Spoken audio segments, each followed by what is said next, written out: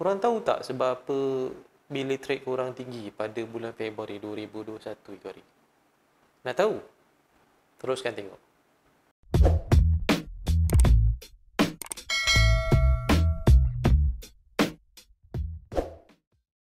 Assalamualaikum dan salam sejahtera. Berjumpa sekali lagi dengan aku, Ramadan Fauzan, dalam channel YouTube aku. Baru-baru ni viral pasal bil listrik tinggi dan dikeluarkan oleh akhbar tempatan yang aku nampak dekat situ lah, tapi aku tak ingat akhbar mana. Dia ada mengeluarkan satu kenyataan daripada TNB bahawa dia kata punca bil elektrik tinggi adalah disebabkan korang punya water dispenser. Dan bila aku tengok komen-komen netizen tu, dia kata dia salah ke TNB. Kononnya masalah itulah, tak mungkin lah selama ni pakai okey lah, itulah inilah, kenapa tiba-tiba bulan 2 ni naik. Aku bukannya pandai, tapi at least aku ada jaga jentera lah yang dikeluarkan oleh Suruhanjaya Tenaga dalam bab elektrik ni. Kalau korang cari jaga jentera, korang tahulah benda tu memang bidang untuk orang elektrik. So aku kat sini aku nak explain lah sebab aku ada knowledge bab elektrik kan. Yang apa aku nak cakap, orang TNB tu cakap tu betul, tak salah pun. Kalau korang perasan, Jabatan Meteorologi mengeluarkan bahawa, dikeluarkan satu kenyataan bahawa bulan 2 itu hari memang panas. Terutamanya kawasan-kawasan belah pantai timur, dia punya kepanasan tu mencecah sampai 40 hingga 42 darjah Celsius. Belah selatan kurang sikit lah, tapi still tinggi sampai 38 darjah Celsius. So maksudnya bulan ni bulan panas lah, bulan 2 ni. Lagipun kita nak menghadap bulan puasa kan, so memang tiap-tiap tahun macam tu lah. Kalau korang perasan, tiap-tiap tahun memang masalah yang sama yang dihadapi oleh TNB, iaitu kenaikan bil sedikit lah, tak banyak, tak adalah lebih daripada sekali ganda. Itu berdasarkan aku punya bil rumah lah, bil orang lain aku tak tahulah. Tapi kat sini kalau korang perasan, tiap tahun memang ada masalah tu. Daripada bulan 2 sampai bulan 4, masalah yang sama dihadapi oleh TNB, iaitu bil elektrik naik secara tiba-tiba lah, sedangkan penggunaannya sama. Tak apa, aku explain kat sini. Sekarang ni water dispenser yang korang pakai tu, dia ada dua sistem kat situ. Satu sistem penyejukan dan satu sistem pemanasan. Kalau korang ambil Korea yang ada dua sistem tu lah. Kalau yang pakai air biasa saja, tak ada pemanasan, tak ada pembekuan, tu lain cerita lah. Ini aku cerita based on general yang biasa orang pakai. So dia punya sistem pemanasan tu, heater element tu, 500 watt untuk dia panaskan air yang ada dalam tangki tu. Manakala untuk disejukkan air menggunakan 300 watt. So kau bayangkan 800 watt untuk satu water dispenser. Memang dia tak on 24 jam, tapi dalam 24 jam tu aku assume dia on selama 12 jam. So banyak jugalah, senang cerita. 800 watt darab 12 berapa? 88, 96. Lebih kurang macam tu lah kan. So 9,600 watt. Kalau kau convert, kau dapat tahap berapa tah. Sedangkan kalau kita kira per blok untuk 1 kilowatt TNB punya tarif 21.8 sen tak silap aku.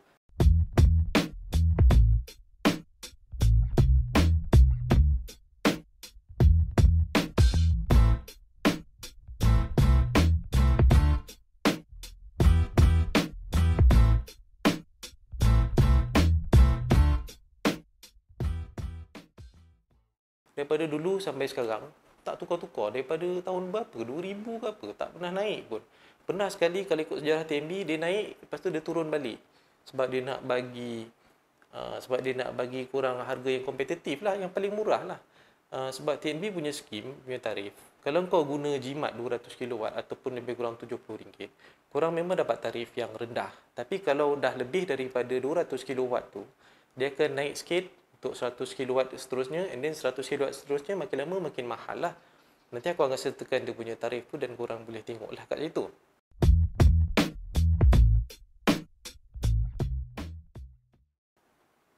Sebab apa tujuan TNB buat macam ni? Dia nak suruh korang berjimat.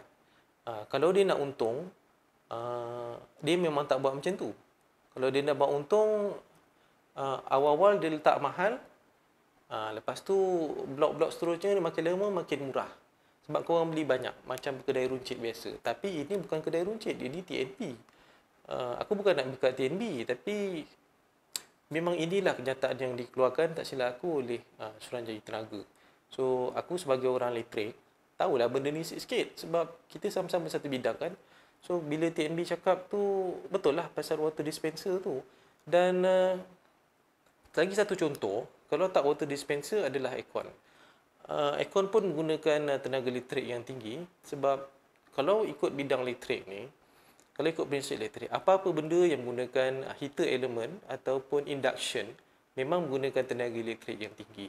Sebab tu korang kena pandai-pandai lah guna. Sebab tu kalau korang perasan, setrika ni tak bagus kalau kau guna untuk gosok satu baju sahaja. Kalau kau nak gosok, gosoklah baju untuk seminggu ke, untuk sebulan ke. Sebab proses untuk dia panaskan setrika tu menggunakan tenaga yang banyak. So kalau tiap kali kau nak gosok baju, tiap kali kau nak panaskan, banyaklah tenaga elektrik yang digunakan. Sama juga macam aircon. Contoh aircon pula, disebabkan bulan 2 ni agak panas. So let's say lah korang set aircon pada, macam aku set 25 aircon rumah aku. So aku tak rasa sangat lah. So disebabkan siang tu dah panas, rumah-rumah kita ni batu. So secara tak langsung, batu yang ada ni dia menyimpan haba-haba tu dekat dalam dinding, kat bawah tanah. So bila malam kita buka aircon, kita nak sejukkan bilik, memerlukan masa yang lama aircon tu untuk sejukkan bilik korang. Sebab itulah bilik elektrik agak tinggi sebab aircon kompresor tu sentiasa bekerja. Selagi dia tak sampai temperature yang korang set tu, selagi tu kompresor tu akan jalan dan itu menyebabkan bil korang tinggi. So kat situ aku nak explain lah. Contoh yang lain, sama juga dengan water dispenser tadi, dia nak sejukkan air yang dah memang dalam cuaca panas tadi tu, dia kompresor dia sentiasa jalan. Sentiasa jalan. So banyaklah tenaga yang digunakan, tenaga elektrik yang digunakan sebab tu bil korang tinggi. Contoh lain aku ambil. Freezer pun sama. Sebab tu Suruhanjaya Tenaga dia keluarkan skim untuk sesiapa yang membeli aircon ataupun peti sejuk yang 5 bintang, kau akan dapat rebate RM200. Sebab apa? Suruhanjaya nak mengajak korang ataupun menggalakkan korang beli barang-barang elektrik yang cekap tenaga. Cekap tenaga bukan jimat.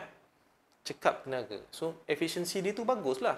Penggunaan tenaga dia bagus. Kebanyakannya barang-barang elektrik yang cekap tenaga ataupun barang elektronik yang cekap tenaga ni, dia dapat 5 bintang sebab dia menggunakan inverter.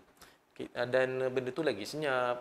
Kau punya equipment pun tahan lebih lama. Contohnya macam tu lah. Kalau sistem yang tak ada inverter ni, sistem yang tak menggunakan sistem inverter untuk perkakas elektrik korang ni, kalau kompresor tu jalan 100%, dia on terus 100%. Lepas tu dia off. Dia jalan 100% lagi, dia off. Lepas tu dia jalan 100% lagi, dia off. Itu sistem yang tanpa menggunakan inverter. Sebab tu tak cekap. So, kalau sistem menggunakan inverter, dia nak jalan, contohnya dia nak sejukkan tahap macam ni saja, so dia jalan 50%. Kalau dia nak lagi sejuk, dia jalan 80% ataupun 100%. Tapi once dia dah sampai dia punya temperature yang kita setting, dia akan jalan sikit je, 10%, 20%, 30%. So, sistem dia lagi cekap. Sebab tu, penggunaan tenaga dia cekap. Sebab tu, ada setengah perkakas elektrik ni yang dapat 5 bintang. So, aku setuju apa yang dengan Suruhanjaya Tenaga cakap tu. Sebab, benda tu memang terbukti menjimatkan. Korang kalau tak percaya, satu cara yang aku boleh ajar korang, contohnya macam water dispenser tadi itulah. Ambil clamp tester, sangkutkan dekat kabel live tu dan kau tengok dia punya ampere berapa. Masa dia jalan. Jangan masa dia off. Masa dia jalan.